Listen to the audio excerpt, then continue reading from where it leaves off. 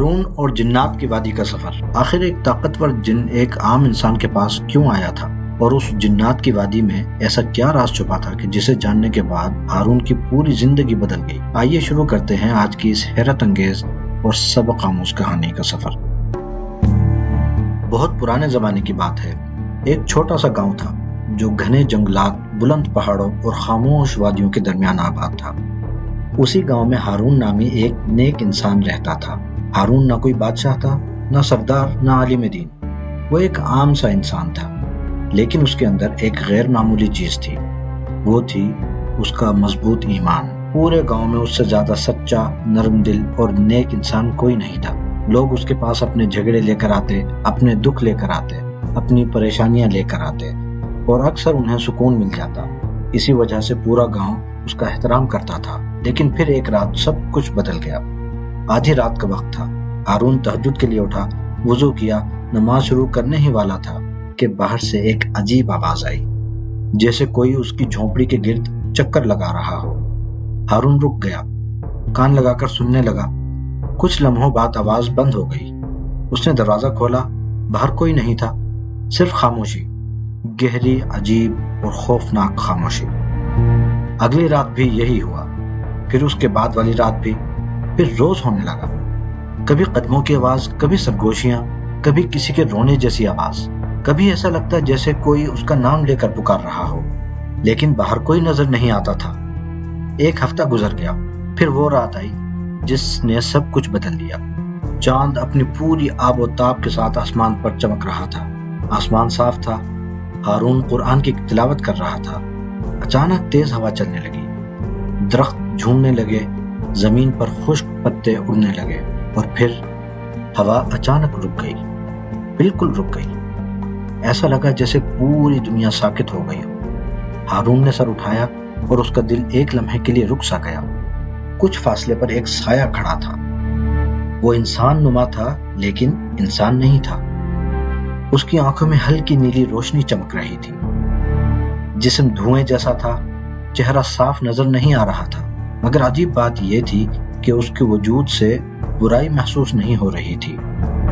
سایہ آہستہ آہستہ قریب آیا، پھر اس نے سلام کیا، السلام علیکم۔ ہارون حیران رہ گیا۔ اس نے جواب دیا، وعلیکم السلام۔ پھر اس مخلوق نے کہا، مجھے تمہاری مدد چاہیے۔ ہارون چند لمحے خاموش رہا، پھر بولا، تم کون ہو؟ اس نے جواب دیا، میں جن ہوں۔ یہ سن کر عام انسان شاید خوف سے بھاگ جاتا، لیکن ہارون پرسکون رہا۔ جن نے کہا، میرا نام زاہد ہے، اور اگر تم نے میری مدد نہ کی تو بہت جلد ایک ایسی مصیبت آنے والی ہے جس کا کوئی تصور بھی نہیں کر سکتا۔ ہارون نے پوچھا، کیسی مصیبت؟ جن نے جواب دیا، ایسی مصیبت جو انسانوں اور جنوں دونوں کو تباہ کر سکتی ہے۔ یہ سن کر ہارون خاموش ہو گیا، چند لمحے سوچتا رہا، پھر اس نے آسمان کی طرف دیکھا، بسم اللہ پڑھی اور بولا، چلو۔ یہی وہ فیصلہ تھا جس نے ہارون کی پوری زندگی بدل دی۔ وہ دونوں جنگل کی طرف چل پڑے۔ جنگل جتنا اندر جاتا گیا اتنا ہی خوفناک ہوتا گیا۔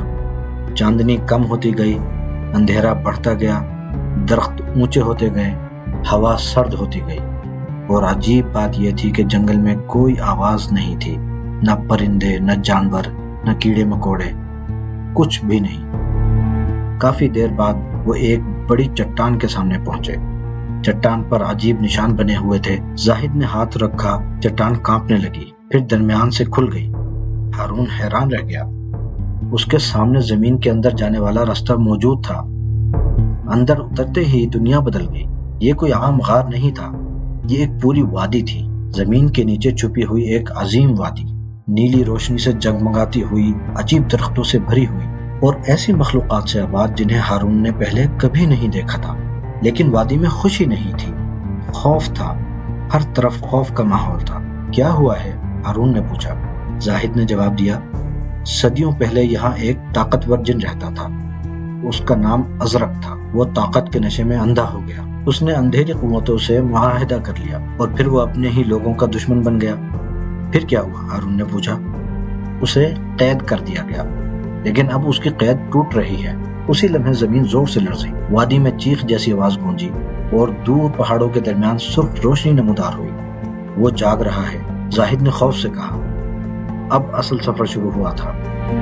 راستے میں انہوں نے 3 آزمائشوں سے گزرنا تھا۔ پہلی آزمائش لالچ کی تھی۔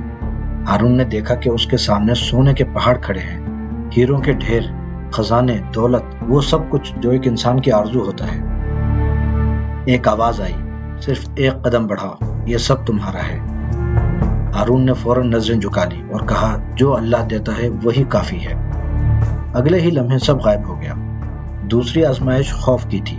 ہارون نے اپنے سامنے خوفناک سائے دیکھے، دیو ہیکل مخلوقات، چیختے چہرے، اندھیرا، آگ، مگر اس نے قرآن کی آیات پڑھنا شروع کر دی۔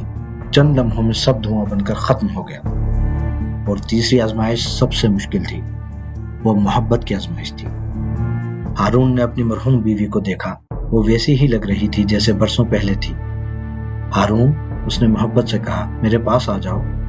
ہارون کی آنکھوں میں آنسو آ گئے، لیکن پھر اس نے دل میں کہا، یہ حقیقت نہیں ہو سکتی، کیونکہ مرے ہوئے کبھی لوٹ کر نہیں آتے۔ اس نے آیت الکرسی پڑھی اور منظر ٹوٹ گیا۔ زاہد حیران رہ گیا۔ صدیوں میں پہلی بار کسی انسان نے 3 آزمائشیں پار کی تھیں۔ اب وہ آخری مقام پر پہنچ چکے تھے، ایک عظیم غار۔ غار کے اندر زنجیروں میں بند ازرق موجود تھا۔ اس کی آنکھیں آگ کی طرح جل رہی تھیں۔ اس نے ہارون کو دیکھا اور ہنسنے لگا، ایسی ہنسی جس سے زمین کانپ جائے۔ ایک انسان مجھے روکنے آیا ہے۔ اگلے ہی لمحے زنجیریں ٹوٹنے لگیں، پہاڑ لرزنے لگے، وادی میں طوفان سا آ گیا۔